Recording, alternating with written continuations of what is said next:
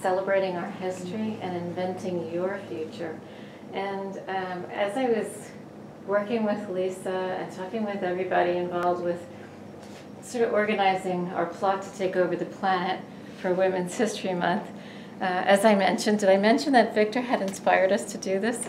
So thank you. We were talking about, like, well, what does it really mean to be inventing your future? And many of us have been involved with innovations, as you've heard some of the folks who are speaking here spoken about their businesses or their ideas or the things they've initiated or participated in. Some areas of innovation or invention are more formalized. For example, filing a patent is a way to invent a thing. It's a way to express yourself using your engineering skills. And when it comes to like how our history of women in engineering has shaped its course, we can see that over the many years, the many, many years that women have been engineers, which isn't as many as men, we can see and track the number of patents that have women on them, for example, and how many patents have men, or how many have only men, or how many have mixed teams of men and women on patents. And what's become important recently is to notice the progress and potential of women inventors. So if you notice right in the middle there, just this February 2019, the Office of the Chief Economist of the United States has done a study, and they have informed us about how we as women stand in comparison with other populations in terms of inventions. And it turns out we don't have as many patents as men. Shock, unbelievable, I can't imagine. So, like, people are wondering, and they've been wondering for a long time, how to get women more engaged in engineering, not just engaged in engineering, not just STEM, but actually achieve things that are measurable. And one kind of outcome measure, you know, when you try to plan a project, you want to look at the end goals, right? You want to find out how are you going to measure success of this project. And one way in which you can measure success is to kind of find out what kind of metric is being used in that field already to understand how to recognize when something has been achieved. And one good way to do that is to look at the entire population of people who are participating in that thing and see how the statistics align. So this is kind of where we are still for many, many years. As women, we're not getting the numbers of inventions as one might really like to see. And we have a lot of opinions about why this is happening. There's been a lot of activity trying to fix this problem. But I have a feeling that there's one person in particular here who can answer a question for us about how an operations research person might look at this problem and come up with a recommendation about how to improve the number of women who have patents. How would you approach this problem? My question is how many people are actually playing in that trade space. So when I look at it is how many people are actually going to go after a patent in the beginning, and then how long does it generally take a patent to go through, and whether or not people are going to remain engaged in that subject matter expertise. I'm sure a lot of us could talk about our experiences, but when I graduated from college, I had this wonderful peer group that remained with me for about 5 years, and then some of them drifted off. And then over the next 5 years, more of them drifted off.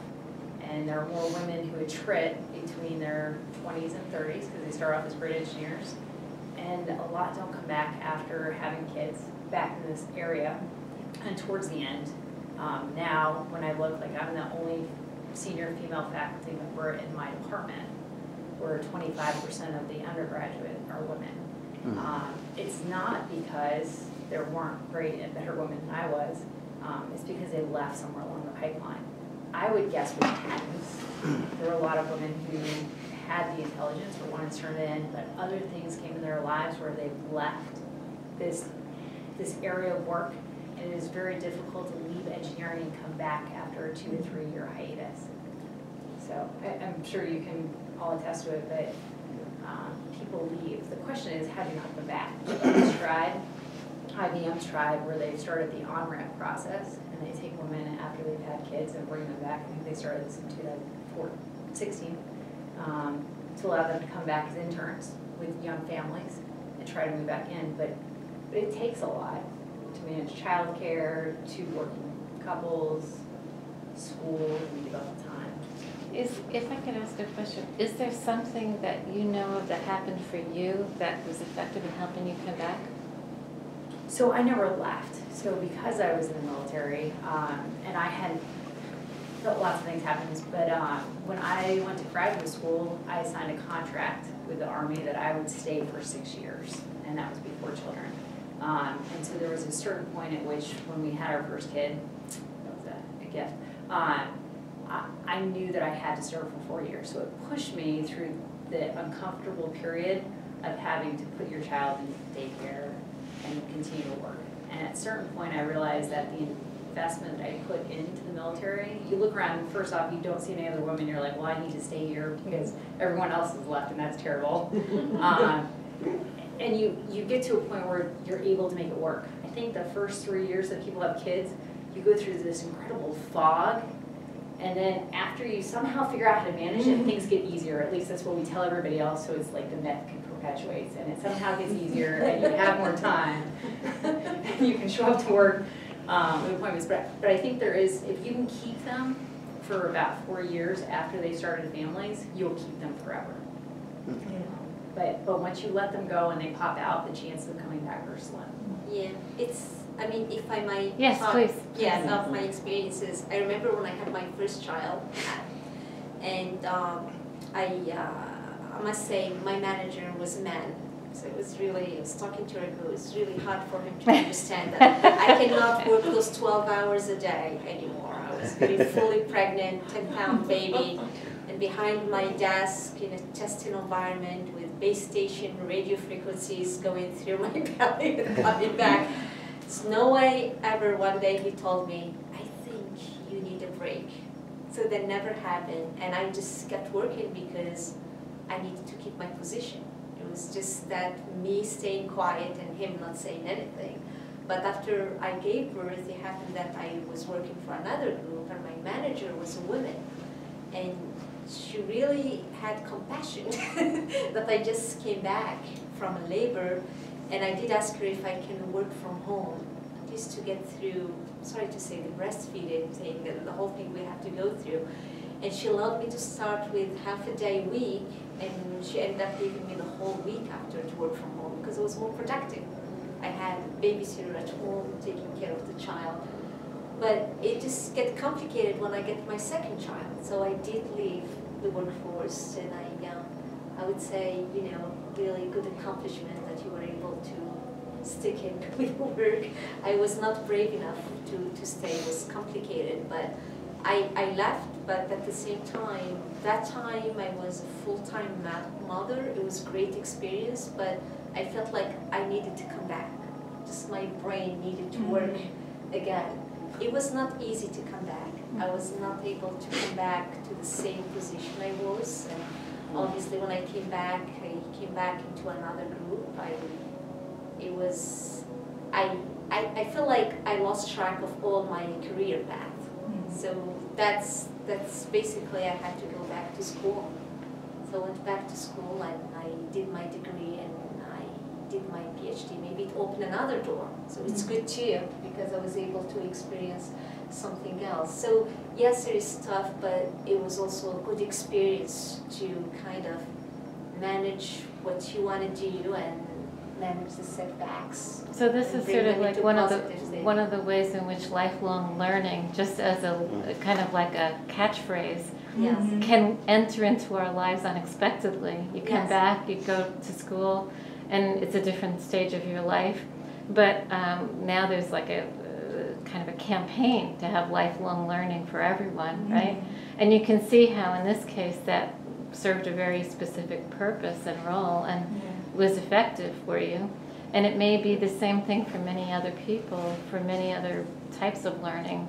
You know, you don't necessarily have to become a PhD in order to participate in lifelong learning. Maybe it's adding subject matter expertise to the discipline that you already have, for example. Yeah, and also, since we're sponsored by IEEE, this meeting is sponsored by IEEE. I just want to mention to keep in mind, sharing with us if anyone here has found that by being engaged with a professional organization that it somehow kept you tied to your peers or your colleagues or to the subjects that you care about or to activities that you find helpful, you know. If any of that entered into your life plan, it would be nice to hear about it now too. Yeah, I believe the professional organization, IEEE, fulfills several roles. Not only bring together people from similar or not similar fields, but with the similar engineering interest. And it's also a social component where we get together and we keep being in touch with friends for many, many, many years. But also it's an opportunity to experience basically the life experiences from people that were before you, and you can bring to the table your own experiences to the newer generation. So it's a way of being always in renovation and learning. Absolutely. Yeah, I totally agree with Paula. I also have the same feeling, because when I came to US and I studied in North Carolina, and when I first moved to New Jersey, actually I felt quite lonely at that time. I started working for Lucent Technologies at that time, but I don't have many friends around me.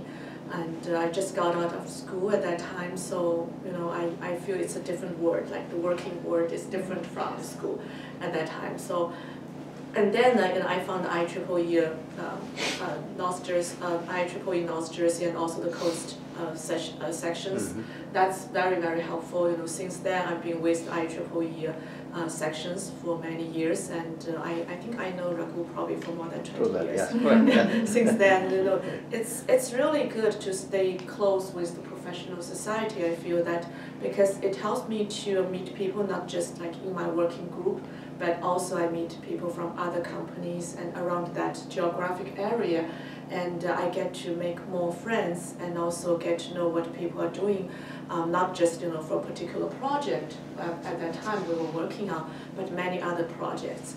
So I feel that's very helpful for me to get to know people and also get, especially when I come from a different state at that time. So and I don't have many relatives here, so I feel it's very helpful. And for many people, I've been keeping relationships, and we have good friendships for many, many years, from back to the Lucent years and then to Stevens.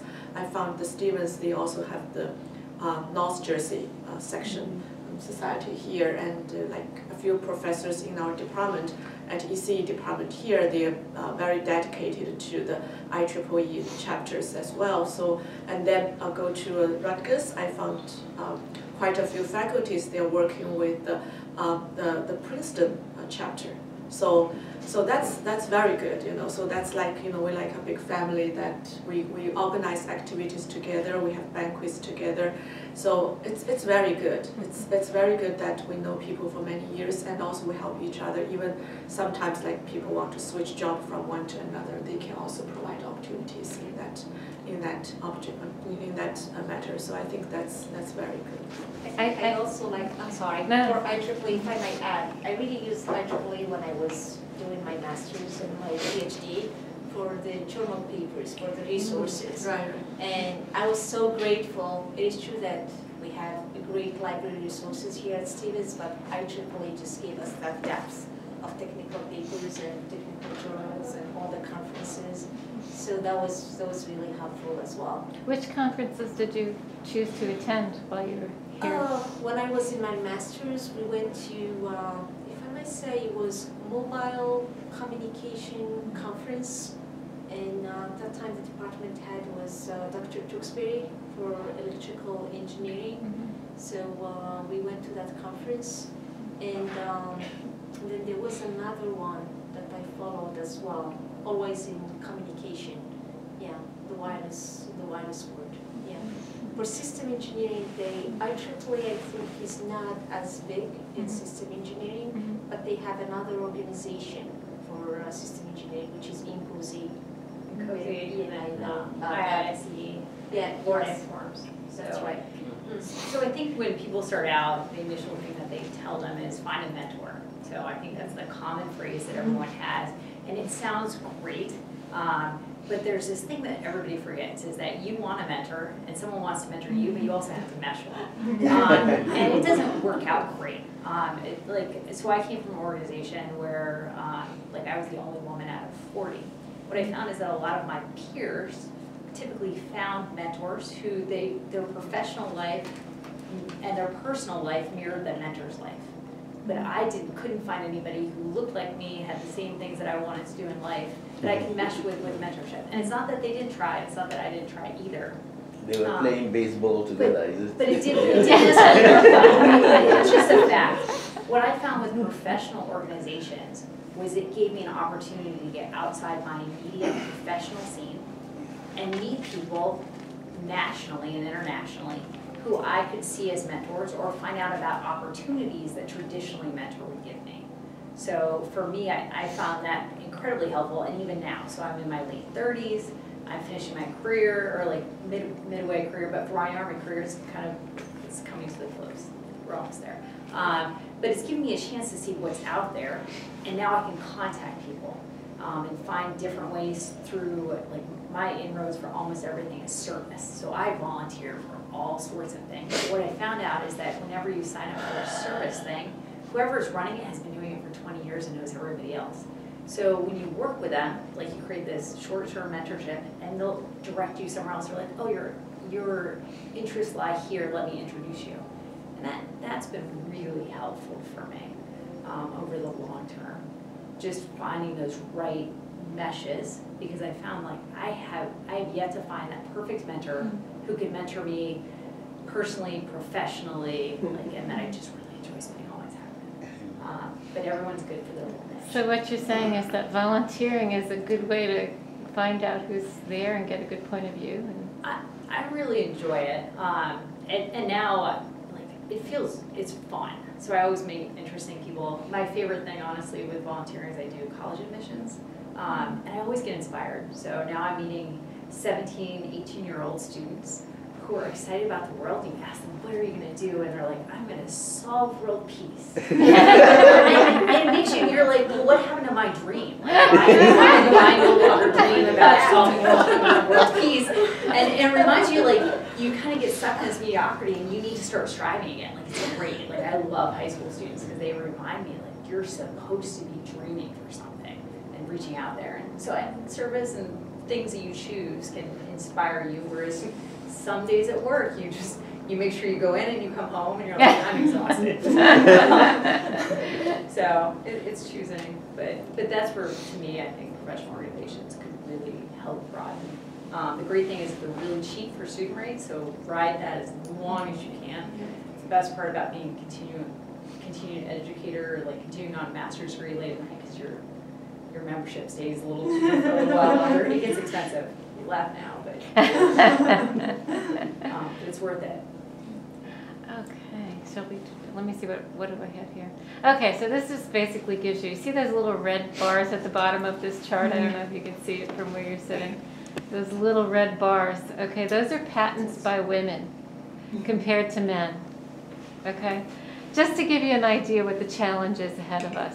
If this is one metric, there are many other metrics, right, that we were talking about how to tell how we're doing compared to other populations of people.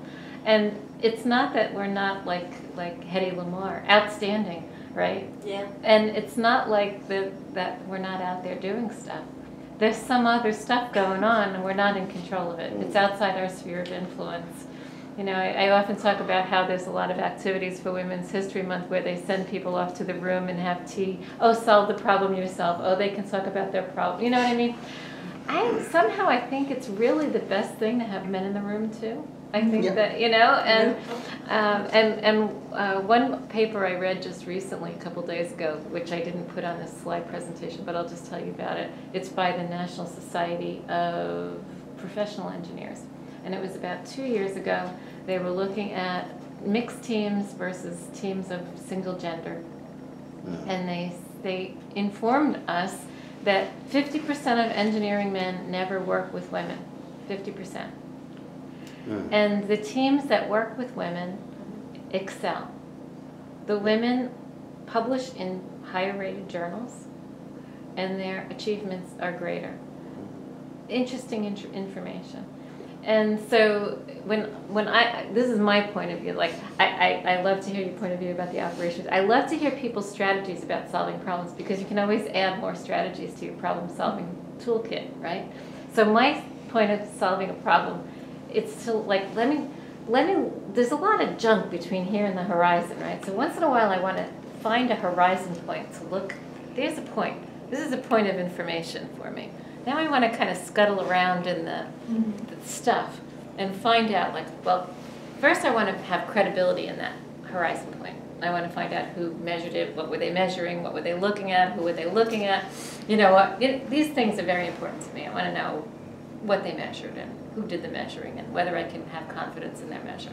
Then I look between here and there. Is there something that's influencing it? Are there multivariate analysis that have been conducted to find out which of these characteristics of these people may have made a difference? Like you were saying before, you know, what are these qualities, and did the person jump ship before they, you know, after 3 or 4 years, did they leave and then not come back? Or were they there the whole time? Or were they working on teams with mixed people? Were they working with people who had influence, who could teach them something? You know, or were they the teachers on the team?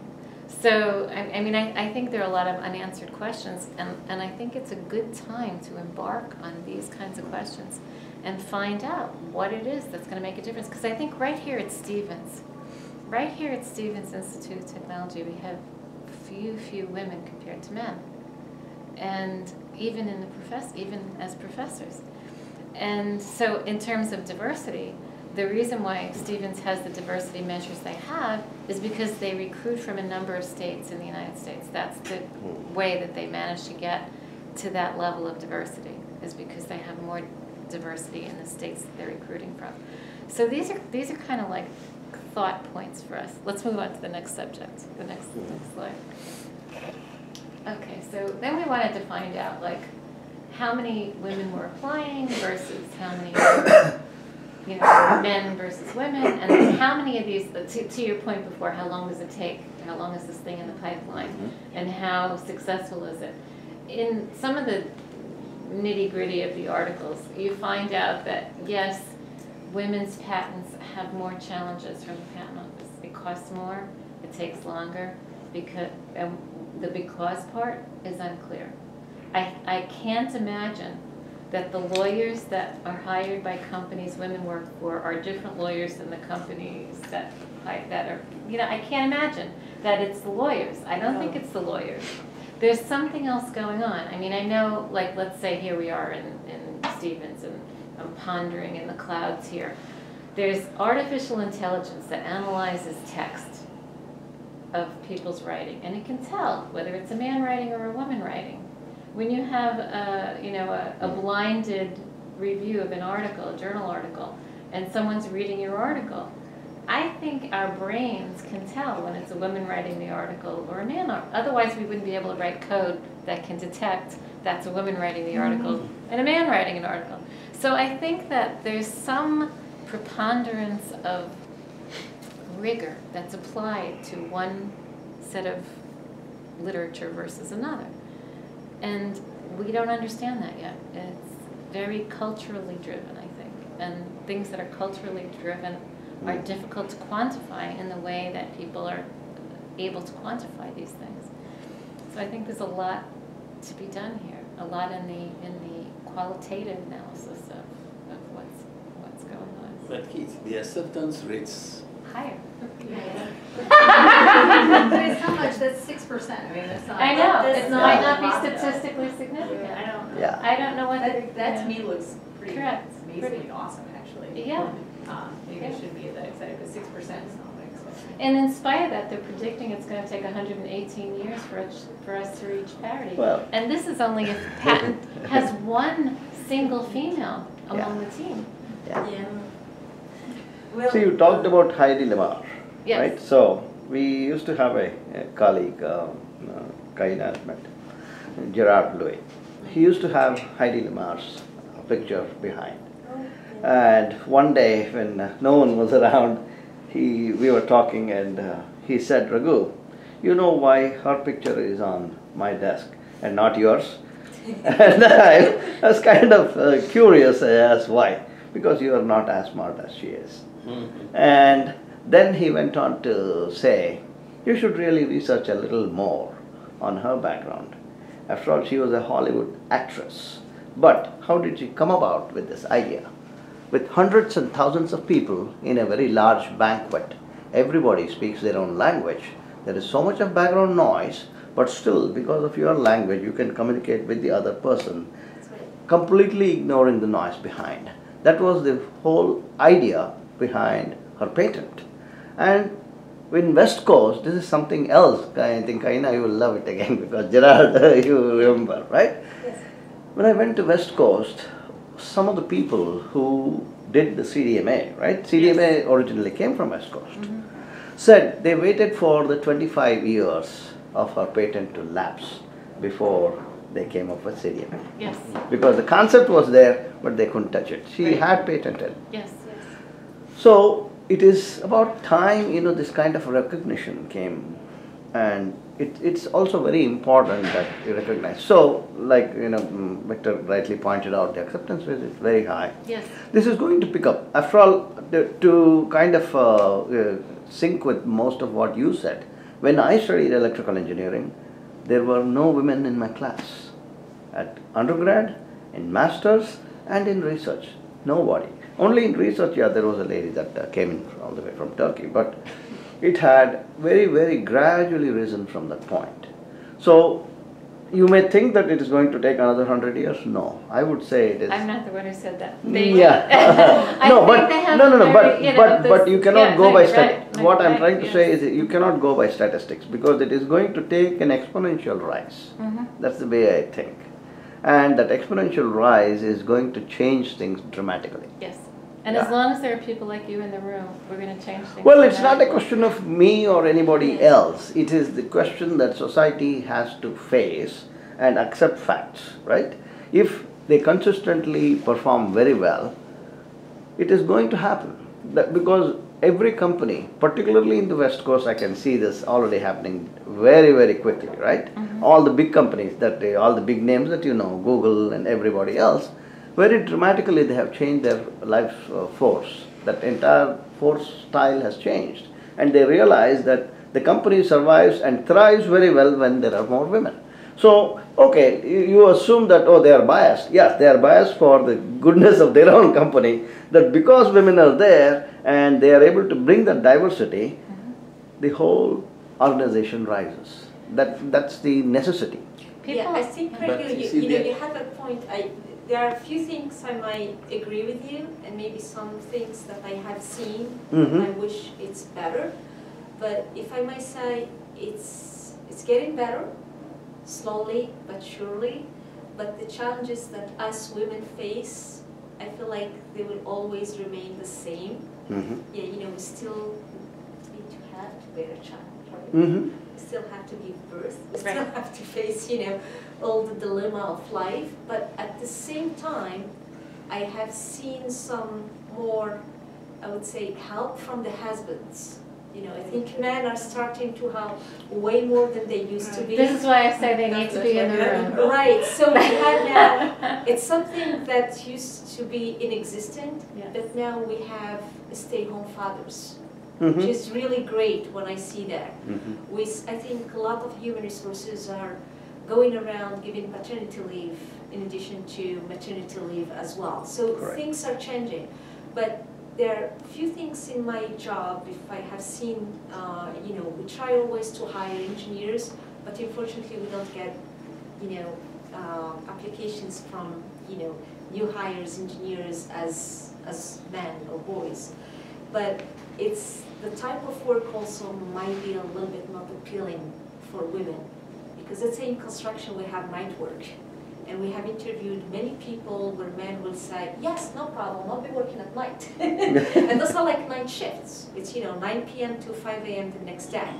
But we have interviewed some women and will say, they will just be direct and say, no, I can't.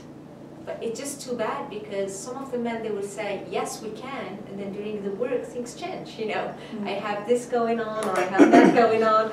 Where I feel like women are more honest upfront, I use that word, where they will just say from the beginning, no, I can't.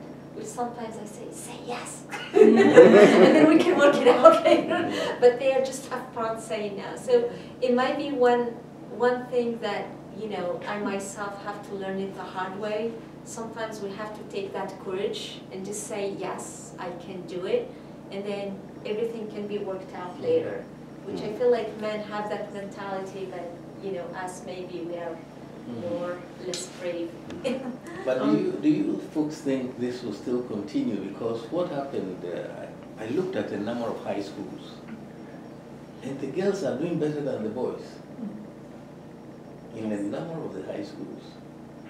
So now let's see what happens. Are they being admitted into the colleges in the same proportion as they were doing? Women have always been in bachelor's degrees programs at a much higher rate than men. 54% compared to men. Much higher rate of women completing math courses. For many, many years this has been the case. So it's not that women aren't represented in education. Education is succeeding. It's the workplace that has the So challenge. the jump from the Right. high school education. But And to the I college. think it would be nice to hear from the Stevens women who are here. If you could respond to some of the things you've been hearing and maybe just briefly talk about, what has your experience, your students here now, what's your experience in terms of how you were recognized for a certain level of work that you do or projects that you do? Do you feel that you get recognized equally, that sort of thing? Just anything that comes to mind?